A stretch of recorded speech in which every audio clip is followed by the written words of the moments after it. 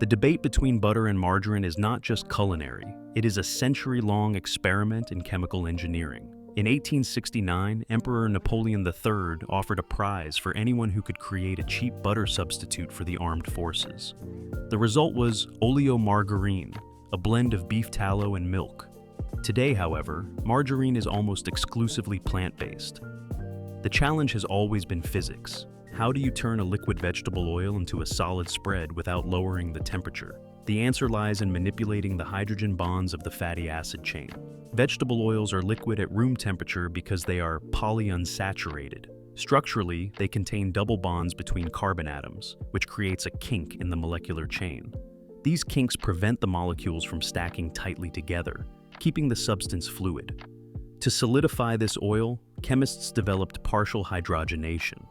This process bombards the oil with hydrogen gas in the presence of a metal catalyst, usually nickel. The hydrogen atoms break the double bonds, straightening the chain and allowing the oil to solidify.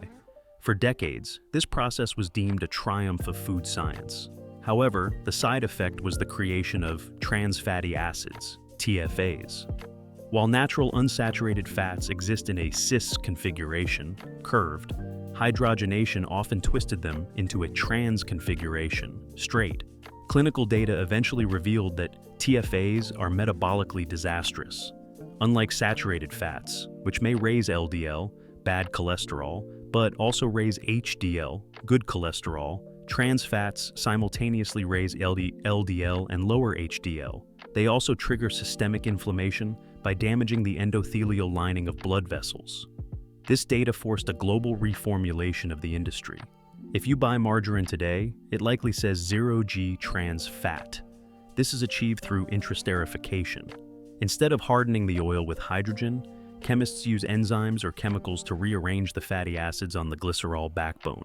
They blend a fully hydrogenated fat, which is too hard to eat, with a liquid oil, then swap the fatty acid positions to create a smooth texture. While this eliminates trans fats, it creates a lipid profile that does not exist in nature. The long-term metabolic impact of high-dose intrasterified fats on glucose metabolism is still a subject of emerging research. Butter is roughly 80% fat, 15% water, and 5% milk solids. Its primary lipid is palmitic acid, saturated, but it possesses a unique biochemical advantage: butyrate. Butyrate is a short-chain fatty acid, SCFA, that serves as the primary fuel source for the cells lining your colon, colonocytes.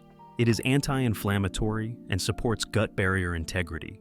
Additionally, grass-fed butter contains conjugated linoleic acid, CLA, a trans fat that occurs naturally in ruminants and, unlike industrial trans fats, has shown anti-carcinogenic properties in animal models. The argument against butter has historically been its cholesterol content. However, dietary cholesterol has a minimal impact on blood cholesterol for approximately 75% of the population, hyperresponders notwithstanding. The liver tightly regulates cholesterol production. When dietary intake increases, endogenous synthesis decreases. The current consensus suggests that the food matrix matters. The saturated fat in butter behaves differently than the saturated fat in processed meats, due to the presence of the milk fat globule membrane, MFGM, which modulates lipid digestion. The choices between a chemically modified lipid designed for shelf stability, margarine, and a biologically complex fat designed for mammalian growth, butter.